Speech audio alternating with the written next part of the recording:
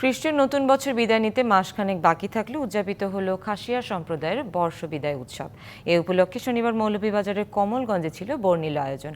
দিনব্যাপী আনন্দে মাতেন খাসিয়ারা, অংশ নেন দেশ বিদেশের পর্যটকরাও।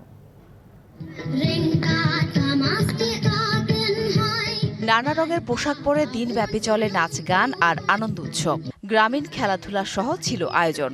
এভাবে ১২৫তম বর্ষকে বিদায় দিয়ে নতুন বছরকে বরণ করে নিল খাসিয়ারা। নানা সাজে আর নিজেদের সংস্কৃতিকে ধরে রাখতে প্রতি বছর মৌলভীবাজারের কোমলগঞ্জের মাগুরছড়া মাঠে আয়োজন করা হয় এই উৎসবের। খাসিয়ারা ছাড়াও এতে অংশ নেন দেশি বিদেশি পর্যটকরা। ২৪তমকে বিদায় দিয়ে আজকে ২৫তম বরণ করছি। আজকে এই অনুষ্ঠান হলো সেঙ্কুস্টেম বলা হয় আমাদের খাসিয়া ভাষাতে। এখানে এসে আমি অনেক মানুষজন দেখতে পাচ্ছি, একসাথে ঘোরাঘুরি করছি বন্ধুদের সাথে।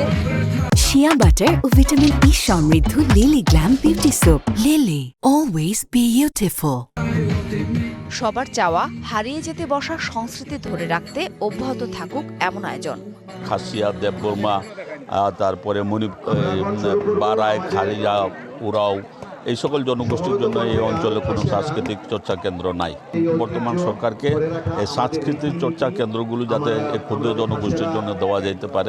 নানা সংকটের কারণে বন্ধ হয়ে গিয়েছিল ঐতিহ্যবাহী এই আয়োজন। পরে সরকারি সহযোগিতায় এই উৎসব করতে পারায় খুশি খাসিয়ারা। পান চাষের মন্দার কারণে আমরা এবার উৎসবটা করার পক্ষে ছিলাম না। সরকার শীর্ষ পর্যায়ে আমাদের সঙ্গে যোগাযোগ করেছে এবং এই প্রোগ্রামটা সফলভাবে করার জন্য আমাদেরকে আর্থিক সহযোগিতার আশ্বাস দেওয়ার পরে আমরা আজকে এই অনুষ্ঠানটা করতে পারছি।